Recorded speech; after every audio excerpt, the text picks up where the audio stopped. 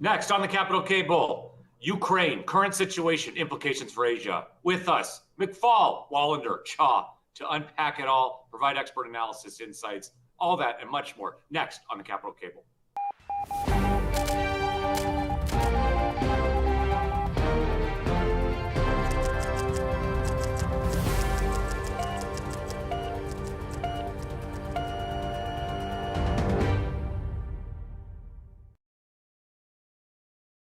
All right, good evening to those of you in Korea. Good morning to those of you in Washington or on the West Coast, Seattle or Palo Alto, as the case may be. Good day to those of you around the world. Welcome to the 108th installment of the CSIS Capital Cable. I'm Mark Lippert, your host and moderator. This week on the Capital Cable, Ukraine, implications for the world, but of course, bringing it back to the Korean Peninsula like we always do on this show. And with us, perfectly positioned, some of the top experts, or maybe I could just say the top experts on Russia-Ukraine. Mike McFaul, Celeste Wallander, Victor Cha. Not so much Russia, but more a Korean Peninsula, Victor, in your case. But, you know, you dabble in Russian affairs. But we are going to go through a jam-packed agenda here, covering a range of different issues, drawing out inferences, conclusions, and all of that. And with us, again, I'm going to properly introduce our distinguished panelists here today. First up, Mike McFaul. And Mike McFaul is the director of FSI out at Stanford University, where he's also a professor and senior fellow at Hoover. Of course, we know him well from his time as U.S. ambassador to Russia, senior director at the NSC under President Obama. He's also spent time at Carnegie, CSAC, NDI, where he did field work in and around Russia and the former Soviet Union. Actually met Vladimir Putin, I believe, in St. Petersburg when he was deputy mayor. And of course, has a PhD from Oxford, where he's a Rhodes Scholar, and a BA from Stanford. Mike, welcome back to the show. Thanks for having me back. Mike, before we get into all the serious Russia stuff, Stanford men's hoops on the bubble. What's going on? We going to get in? No? Well, we beat Mark, we beat Cal last night. I don't know if you saw that game, but I did. We're playing Louisville today. That's going to be a lot harder challenge. We have to win the ACC tournament to get into the big dance. I think the probability of that's pretty low. There's this team called Duke that's playing pretty well. But just so you know, Mark, we've had some dark years here at Stanford with men's basketball. This year, we hit 20 wins yesterday. We've got a great star that we're about to lose. I think it'll be a first-round draft pick, Maxime Renaud. And Stanford basketball is back. All right, that is outstanding. I take myself back to the Mike Montgomery days with Mad Dog, all of that. All right, excellent, Mike. Thanks for filling us in on Stanford hoops. I have been following, and it's been an exciting year, I have to confess. Back in the thick of things. All right, over to Celeste Wallander, of course, who everybody knows in Washington, D.C. and beyond for her expertise on Russia, and a really impressive, I think, figure here. We're lucky to get her for her first time on the CSIS Capital, mainly because she was in government for the past 4 years and hard to reach because she was doing very important stuff. But let's go through her tremendous bio here. First, Senior Advisor, West Exec, which she's currently doing. Assistant Secretary for International Security Affairs at the Pentagon. That's the account that handles Europe, Russia, and much more, actually. She was this Special Assistant to the President and Senior Director for Russia and Central Asia, 13 to 17. That's under the Obama White House. CEO of the U.S. Russia Foundation. She's been an academic professor at American, Georgetown, of course, Victor Cha, and Harvard University, and director of Russia Eurasia at CSIS. She has a PhD from Yale and a BA from Northwestern University, which also has a basketball team in the Big Ten, but we won't spend the whole time on basketball. Celeste, welcome back to the show. Thanks so much, Mark. It's great to be here, and it's wonderful to see Mark and Victor, who, yes, in my life in government, I didn't live like a normal human being, so it's really fun to see friends and talk with y'all. All right, excellent. Thanks for being back, and we really appreciate you coming on the show here. We also know that as we were talking earlier, usually you get to some rest when you come out of government, but not you, Celeste. You're peppered with questions. Your full-time job is now media analyst and helping everyone out here on the outside understand the issues. So thanks for continuing your public service in lieu of sleep. Let me put it that way. All right, outstanding. Over to Victor. Victor, Everybody knows Victor, of course. He's head of the geopolitics section here at CSIS. He is, of course, a professor at Georgetown University, Vice Dean Emeritus, rather, Defense Policy Board under Obama, all sorts of great policy work under President Bush at the NSC, where he was a director, and, of course, a New York Giants fan. We're a little heavy on sports today, but Victor, welcome back to the show. Thanks, Mark, and it's really great to have Mike and Celeste on. I think you're right. It's not like two of the top, but really the top two scholars, real examples of scholar practitioners in the field. Yeah, outstanding. We're lucky to have them both, and I think our audience knows what's in store for them today, which is a tour de force over this issue. All right, I'm going to come to Mike first. Mike, just this audience primarily focuses on Korea, Northeast Asia, to a lesser extent China. That's the bulk of this show. But obviously, with North Korean nexus and Ukraine, there's growing interest among our viewership. So we wanted to take this moment to have you on the show, and if you wouldn't mind starting out and just give us an update on what's going on. I see some machinations overnight, peace offer rejected or an offer rejected. Could you take us through both the diplomatic side and the security side and what's happening? Mike, the floor is yours, and welcome back. Well, again, thanks for having me. And I could start in the 15th century, but I don't think you want me to do that.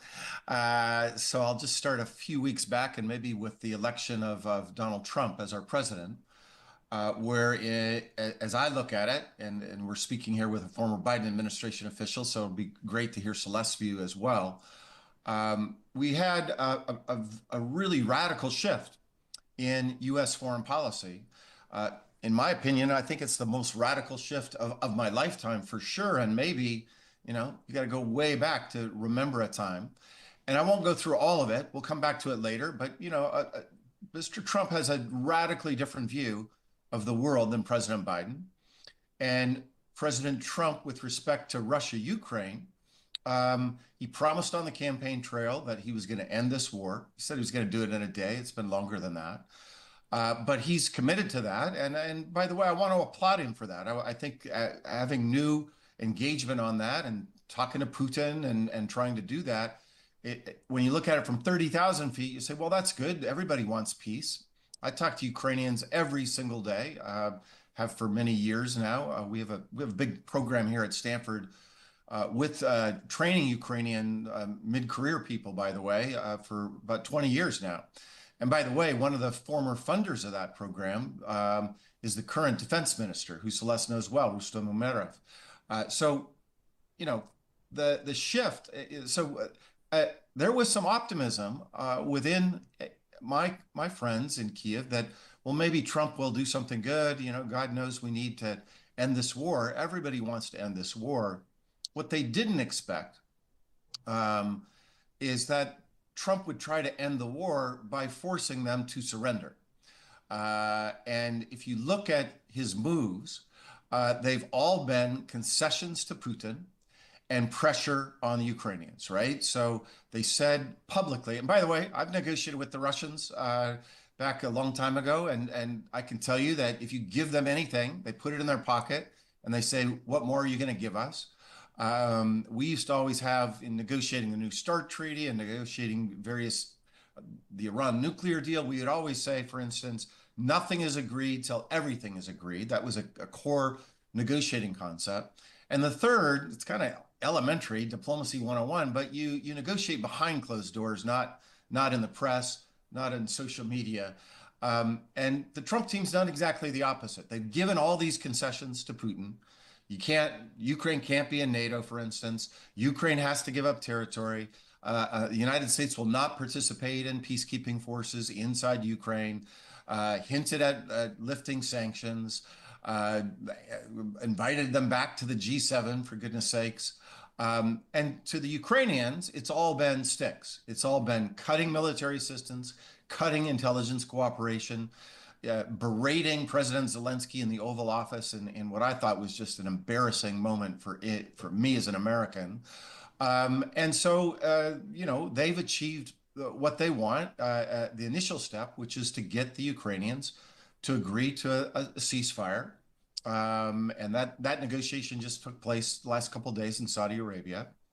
And now they're going to try to get Putin to agree. And, the news out of Moscow today, Mark, is Mr. Ushakov, who Celeste and I know well. I used to deal with him on a fairly regular basis when I was in the government, just announced that they're not interested in the 30-day ceasefire.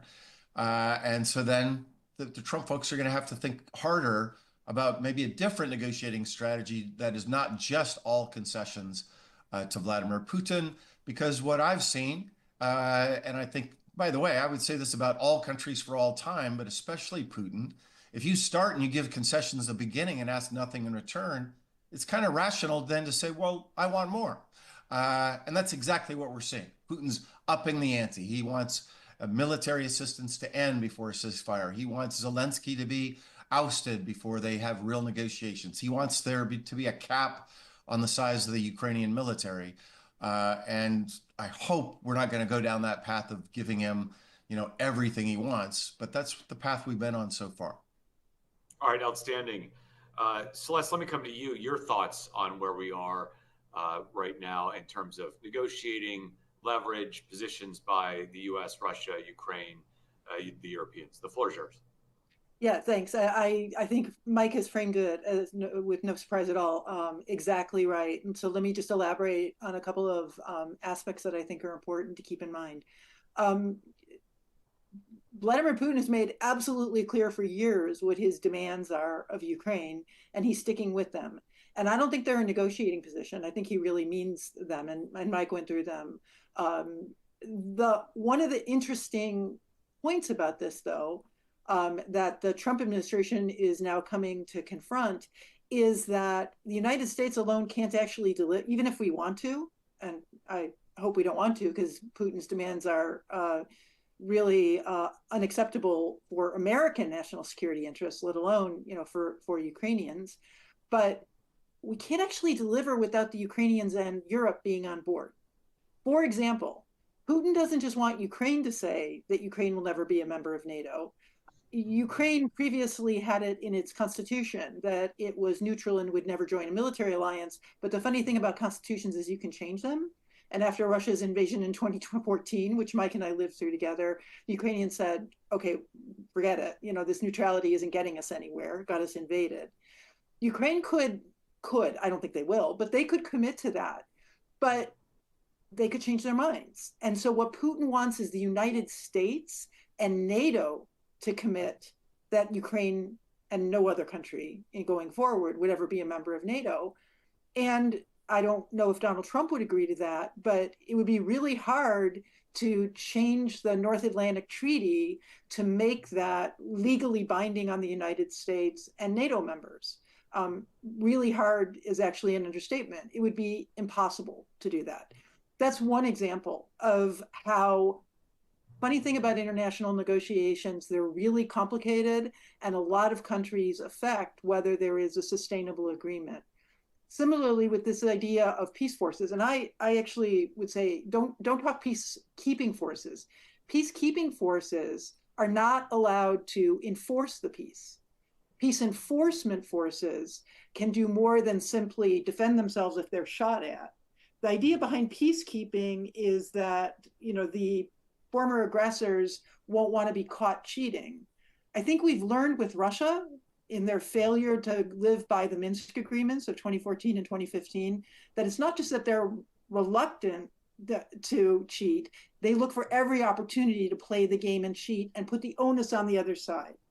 So you need something stronger than peacekeeping forces. You need heavily armed peace enforcement forces that would stop something when Russia tries to play those seams, just as they did in 2014 and 2015. The Minsk agreement failed because it was never, the first step was never implemented. The first step was a ceasefire. We should learn from that history. So I don't have a solution as to how to go forward on this, other than to agree with Mike that putting pressure on Russia is the only way to get them to come to the table. Pressure needs to be continuing to arm Ukraine so that Putin doesn't think he can keep fighting and everyone else will give up. It does include an escalation of certain kinds of sanctions to increase the economic pressure.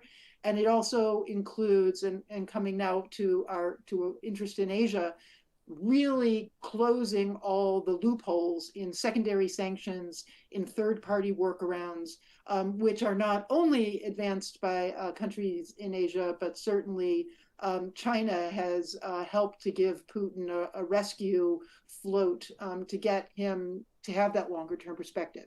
We need to cut that longer-term perspective if President Trump wants to succeed in his goal of a successful peace negotiation. All right, outstanding, Celeste. Let me come back to a point that Mike made, that you have, and you answered this a bit, but I wanted to bring in your experience under the Biden administration. You've got a very complicated set of sort of, I guess, issues at hand. Let me put it that way. A complicated set of issues at hand. You also made that point. The second thing I would say is that Mike also talked about a lot has been already discussed in public in terms of the U.S. negotiating position. You know, given where the Biden administration was heading, if you were still in the seat, still in government, where would the Biden theory of the case take you in terms of trying to either negotiate with the Russians or essentially walk away from the table, or can just continue on? Where is that? Use your Biden experience here, if you don't mind, and try to vector in a possible solution. That's what I'm getting at. So that's a great question. I was primarily responsible for the security assistance and the defense piece of this, so I'll speak to that first. But what I will highlight is, much as I would like as a defense... Plus, your influence in the administration knows no bounds, speaking from experience. So there you go. You're not going to limit yourself down. I'm joking. Keep going, please. You're kind, but I'm gonna pull that back, because much as I would like to say that DoD alone can bring solutions to international affairs, DoD alone can't. It has to be part of that phrase we talk about, whole of government. Yes. So the military defense part of that was to, first of all, reinforce NATO and make sure that NATO's deterrence and defense is solid, because it was being able to use NATO territory to make sure that Ukraine got the weekly, daily supplies of ammunition, air defense interceptors, repaired equipment to keep going with the fight, was absolutely vital to keeping Ukraine in the fight, keeping it alive. So NATO's defense and credible deterrent played a role in the successful security assistance to Ukraine, because it enabled that delivery and that sustainment that you've seen over 3 years. So being able to maintain European unity and European support for Ukraine, which now, as we're seeing, is actually currently stronger than American support for Ukraine, I think that's fair to say, was vital to what we needed to do. That meant sometimes compromising on areas such as sanctions, current concern about that whole of government approach.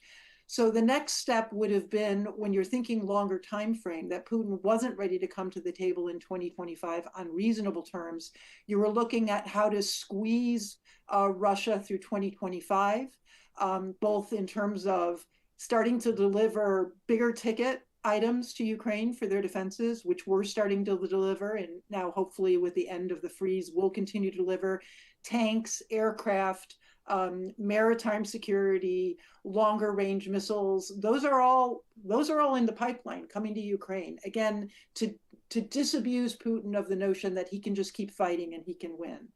But you also were going to have to look at sanctions, and you were also going to have to look at ways to further squeeze the Russian economy. And again, Mike is much more of an expert on this than I am, so I would defer to him. But there were really substantial reasons to believe that the Russian economy was going to be facing some very hard choices in 2026.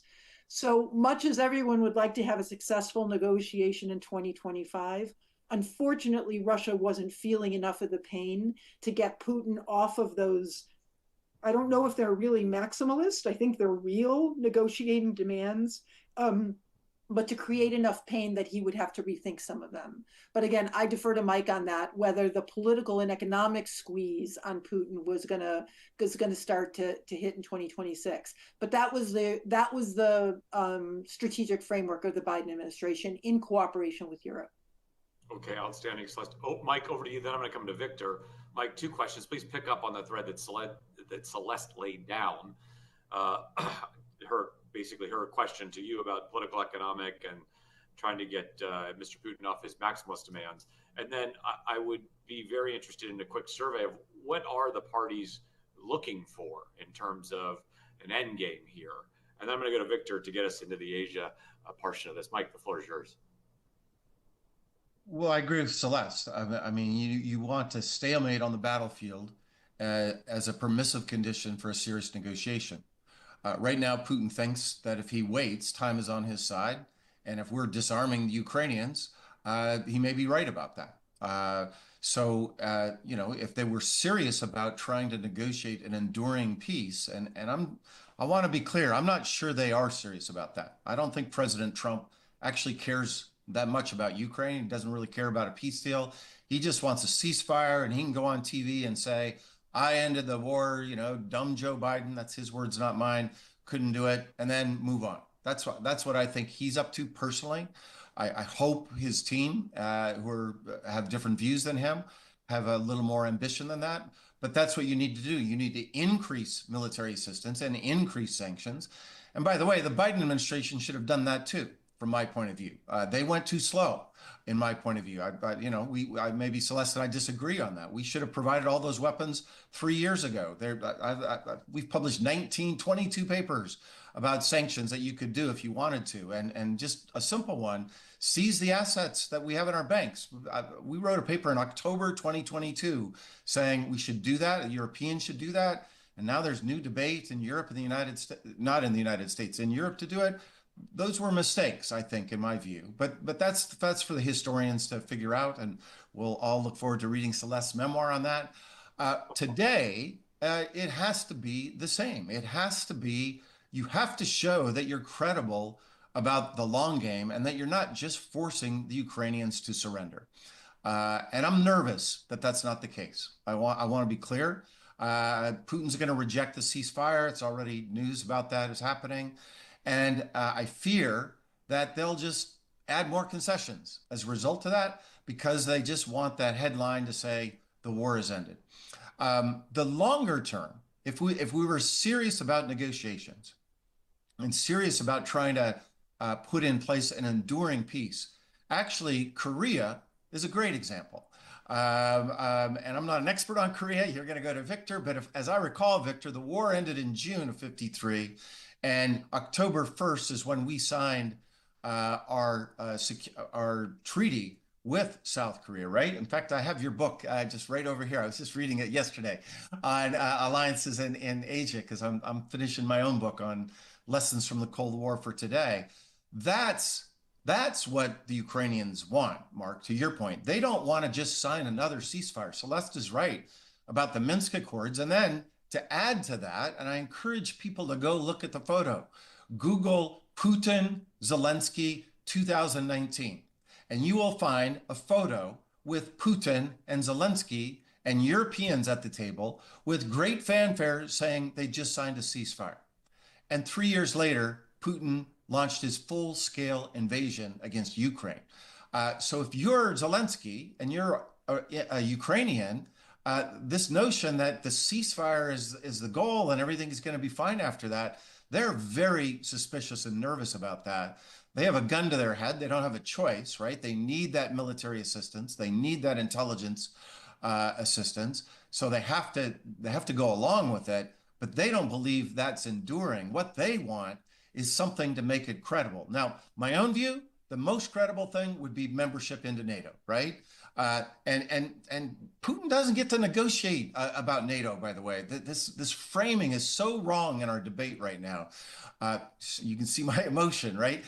You do the ceasefire, you end the war, and the next day NATO has a discussion about bringing Ukraine in. Now, I know that's with President Trump, that's not going to happen. But those things need to be separate. And the way I just described it was separate on the Korean Peninsula. We didn't call the Soviets and ask, is this okay? We didn't call the North Koreans and say, are you okay with us signing the security agreement with South Korea? We didn't do that. And yet somehow we keep giving Putin a veto for our own NATO, for our own alliance, or for our own bilateral relationship with Ukraine. And I think if we decoupled that And we're not going to get it. It's not going to be NATO for all the reasons I just hinted at because Trump doesn't want it. But the security part could be separate and apart from whatever Putin wants. And just think about it for a moment. Everybody says, well, Putin will never agree. I disagree with that. He's hurting, as Celeste was intimating. Their army, they are slaughtering young men at a rate we have not seen since World War II. Their economy is in trouble. The notion that they can fight forever, that is not true. By the way, 70% of Russian casualties today are from these are Ukrainian sources. Celeste, correct me if these are wrong. But 70% of those casualties on the battlefield today are from Ukrainian-made drones. So even without us, they have a plan to keep fighting and keep killing Russians, to put it bluntly. So that, to me, if there was a ceasefire and some kind of agreement, and then, in my world, we bring Ukraine into NATO, but even, let's say, a peacekeeping force comes in, and Putin says, well, I'm against that. Well, so what that you're against it? He's not going to go to war with NATO. He's barely holding on. He's fought for 3 years, and he's taken incremental territory for 3 years of fighting one country, not as heavily armed as the entire NATO alliance.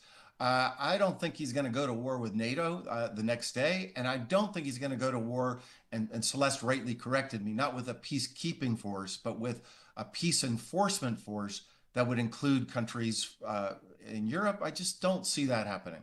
But without that peace, then it's back to all the machinations that the Ukrainians endured for the last decade. And that, if I had to predict, that's probably where we're headed. All right, outstanding. I want to come back on so many, but I'm overdue to come to Victor, and he pays the bills. So, I have to come to Victor. I'm joking. But Victor, you heard, look, there's been a lot to unpack here. Your comments on the aforementioned, plus also would be interested in your take on Mike McFaul's historical comparison with Korea. I was just thinking of the eerie similarity of Lee Sung-man and the withholding of aid to try to end the war there. It's an interesting footnote. But your take on that, and then finally, I want to get to the DPRK situation in Ukraine. Victor, the floor is yours. Lots to unpack here. Great. Thanks. Really, for me, a great education in this first half hour on the situation in Ukraine and Russia.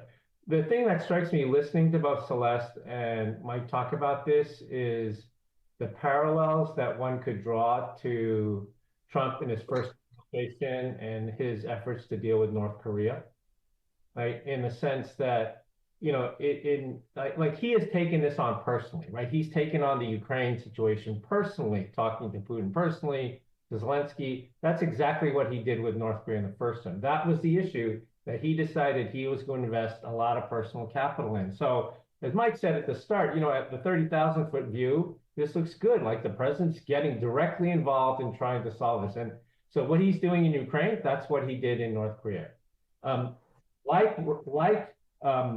Russia, like Trump engaged in North Korea despite North Korea's violation of previous agreements, right? So he's engaging with Putin despite clear violations of the Minsk Accords. And he dealt with North Korea with clear violations of the agreed framework and the six-party talks. Again, talking directly to the adversary and bypassing the ally, right? That's certainly what he did with Kim Jong-un. He's clearly doing the same thing with Putin, focusing very much on transactions. So as Mike said, the deal he was looking for in North Korea was not a denuclearization deal. He was just looking for something where he could declare peace, right, and then walk away, right, and say that everybody else will work out the details and walk away, and then try to claim the Nobel Peace Prize, because he's still fixated on the idea that Obama got the Nobel Peace Prize and he did not. And then the unilateral actions, right, with the vis-a-vis the ally, right. In the Korean case, it was unilaterally declaring the end of U.S. ROK military exercises. In the case of Ukraine, it's all the things like they're not getting into NATO. We want all their critical minerals. So there are a lot of parallels, right, in terms of the way he's dealing with the Ukraine situation from someone who looks at the North Korea thing. The other two things I'll say is, as we saw in the North Korea case, there clearly is a danger when you go to the summit level like this, because if it fails, you have nowhere else to go, right? And that's kind of where we are with North Korea. The failure of Hanoi in 2019 basically made it impossible for the Biden administration to engage with North Korea, despite all the efforts that were made during the Biden administration to engage with North Korea. They literally got nothing. The North Koreans were unwilling to talk. And I think part of that was a legacy of the failure of the summits. It was just so embarrassing for North Korea, and there's nowhere to go at that point.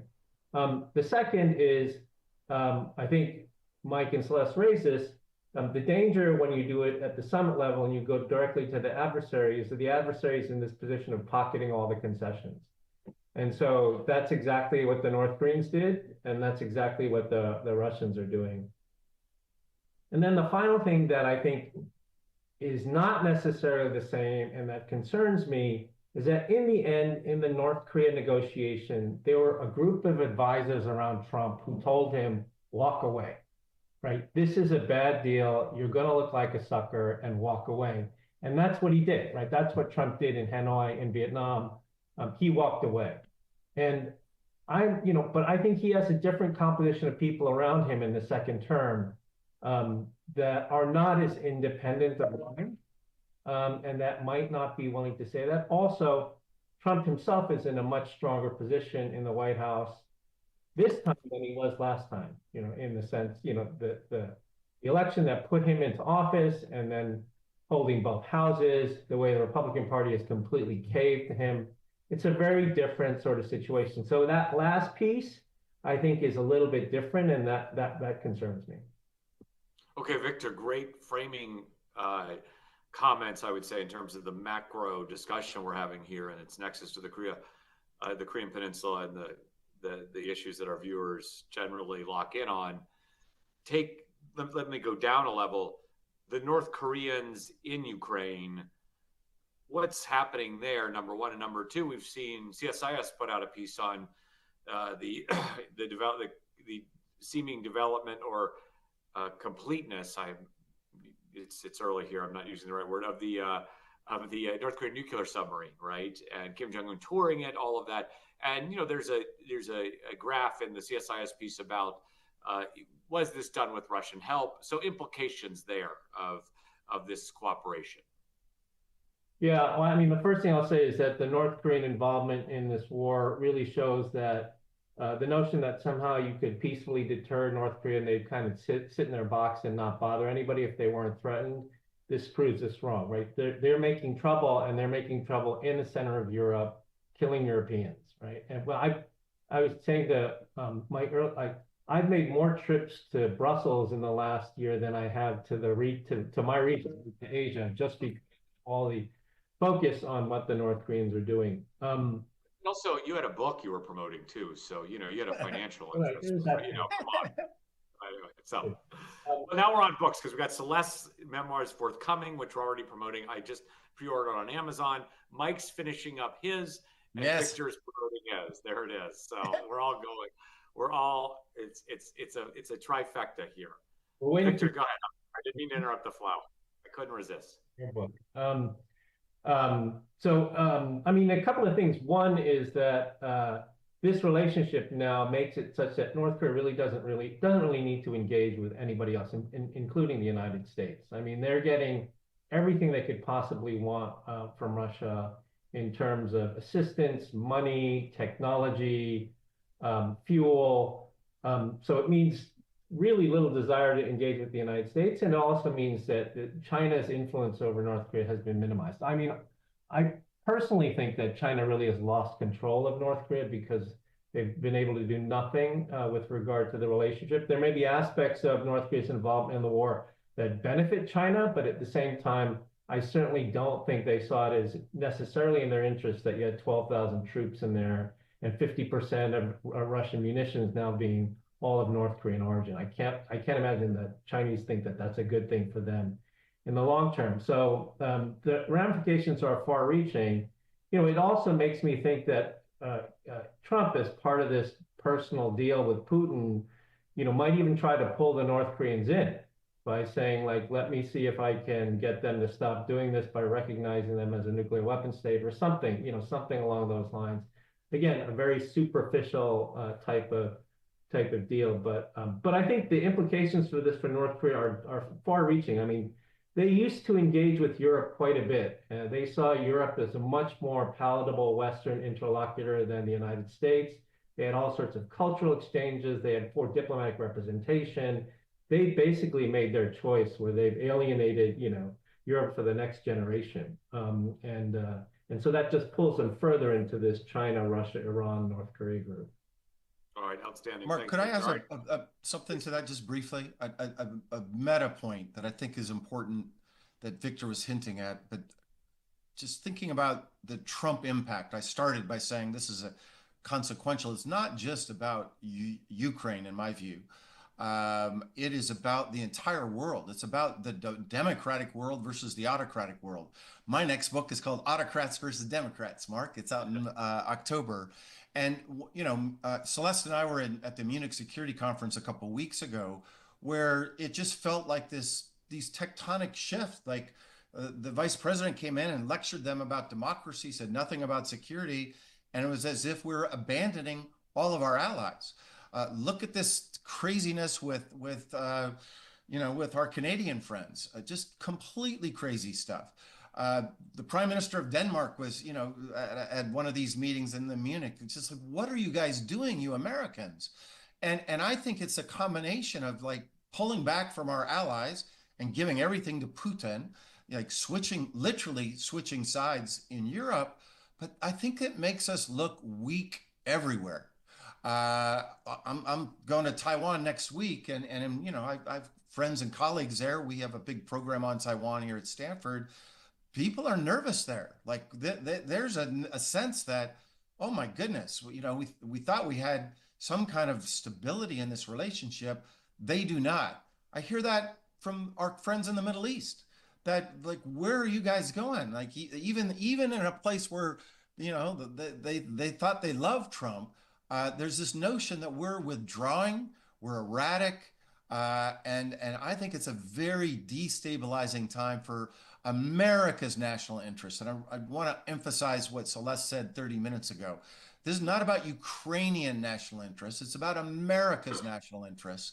And when we alienate our allies, stop, on the fight between democracy and autocracy, we're on the other side. And I would add to that, violating all the trade rules of the international order that we ourselves set up 7 decades ago. These are all gifts to Putin and Xi Jinping, and they're making our allies nervous. And that is not in America's national interest.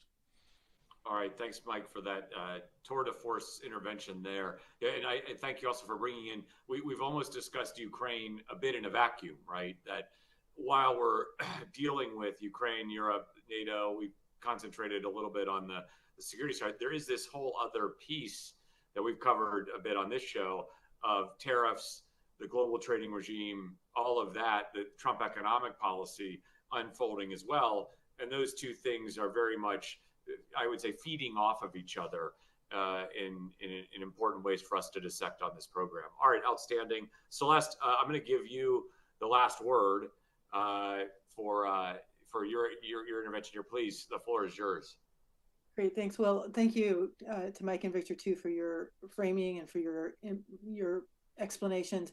I do think I wanted to end with bringing some things together, and the North Korean troops in Ukraine brings together exactly what all three of us have been talking about: the global stakes, the global effects. Putin got the troops from Kim Jong-un out of desperation. He was determined. He knew, with all the talk about negotiations, and unfortunately the Ukrainians kind of did this publicly themselves, he knew that the Ukrainians were going to try to use the hold in Kursk to, trade land.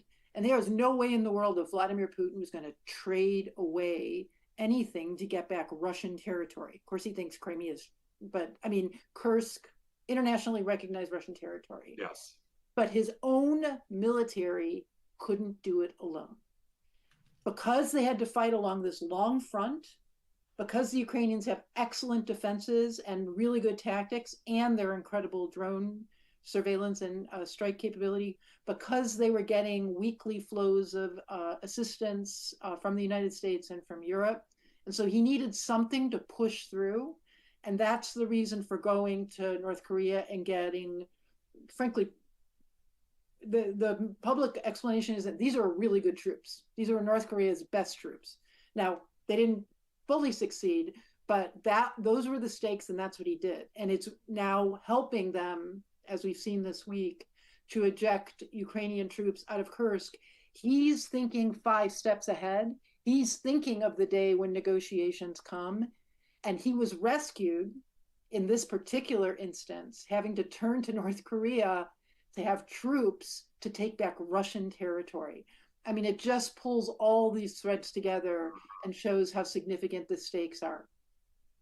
Well, on that, I think we have to gavel down. That's a fantastic way to end it. I'm going to say thank you, Celeste, for coming on the show and really sharing some valuable insights with our viewers. Really appreciate it. We'll have to have you back after your book's finished.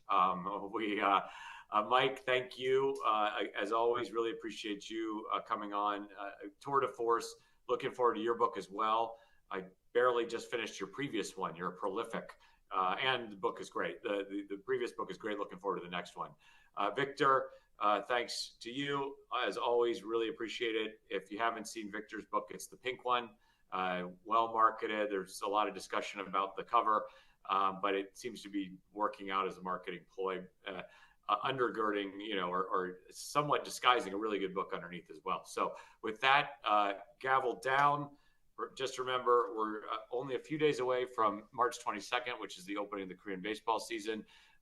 Earliest ever opening in KBO history. And the Doosan Bears are loaded for bear this year. I'm thinking playoff run, deep playoff run. Lee Sung-yup back at the helm. So, all right, everybody, thanks again. Really appreciate it. Thanks everybody. You. Thanks, guys. And I made it through this episode slightly under.